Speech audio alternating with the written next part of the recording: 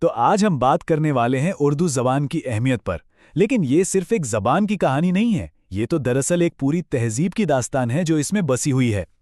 اچھا، تو آئیے ایک سوال سے شروع کرتے ہیں۔ کبھی سوچا ہے کہ کوئی بھی زبان، کیا وہ بس الفاظ کا مجموعہ ہوتی ہے، بات چیت کا ایک ذریعہ، یا اس کے پیچھے کچھ اور بھی ہے؟ اس کے معنی کہیں زیادہ گہرے تو نہیں؟ یہی سوال آپ دیکھیں گے ہماری پوری گفتگو کا مرکز بنے گا۔ تو سب سے پہلے بات کرتے ہیں کہ اردو ایک تہذیب کی زبان کیسے ہے۔ دیکھیں، اردو کو صرف ایک زبان سمجھنا ناانصافی ہوگی۔ یہ تو ایک محافظ ہے، ایک گارڈین، جس نے صدیوں کی تہذیبی، ادبی اور فکری روایت کو اپنے سینے میں محفوظ رکھا ہے۔ یہ بر صغیر کی پوری تاریخ، اس کا ادب، اس کی دانش، سب کچھ اپنے اندر سموئے ہوئے ہے۔ تو یہ صرف زبان نہیں، بلکہ ایک زندہ تاریخ ہے۔ اور یہی وجہ ہے، بالکل یہی وجہ ہے کہ اردو قومی شناخت کا ایک بہت بڑا، ایک بنیادی ستون بن جاتی ہے۔ یہ وہ دھاگا ہے جو اپنے بولنے والوں کو ان کے تاریخی شعور اور ثقافتی ورثے سے جوڑتا ہے، ایک مشترکہ پہچان بناتا ہے۔ اچھا، تہذیب اور شناخت کی بات تو ہو گئی، اب ذرا آگے بڑھتے ہیں اور دیکھتے ہیں کہ اردو قومی یکجہتی کی علامت کیسے بنتی ہے۔ پاکستان جیسے ملک میں جہاں اتنی ساری زبانیں بولی جاتی ہیں، وہاں ایک مشترکہ زبان کی ضرورت تو ہوتی ہے نا۔ اردو یہاں بالکل ایک پل کا کام کرتی ہے۔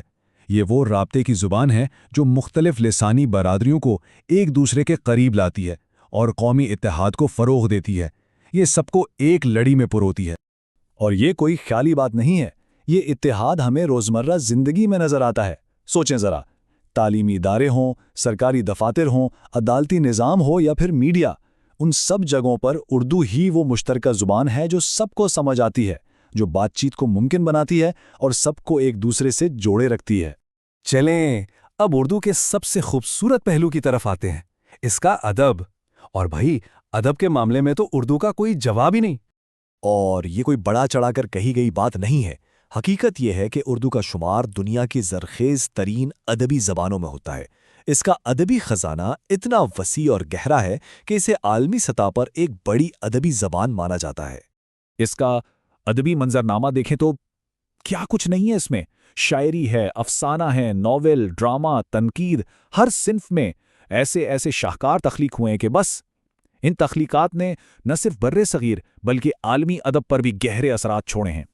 اور پھر یہ نام میر، غالب، اقبال، فیض، منٹو، یہ صرف نام نہیں، یہ اردو ادب کے ستون ہیں۔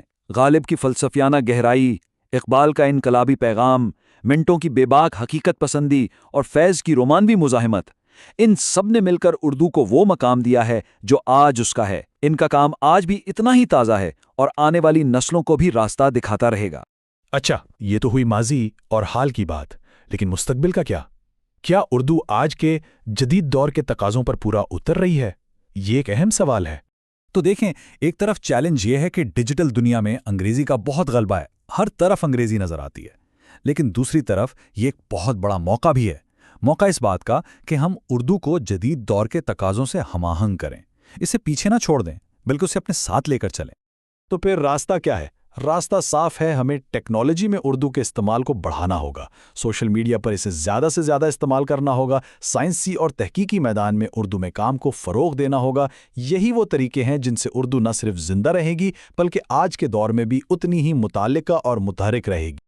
اور آخر میں سب سے اہم بات، یہ ہماری مشترکہ ذمہ داری ہے۔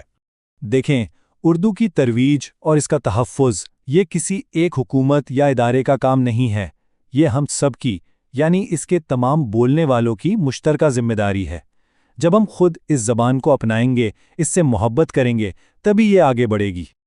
اور ہمیں یہ کیوں کرنا چاہیے؟ کیونکہ اردو سے ہماری پہچان ہے۔ یہ صرف ایک زبان نہیں، یہ ہماری شناخت کا حصہ ہے۔ بس یہی ایک جملہ اس ساری گفتگو کا خلاصہ ہے۔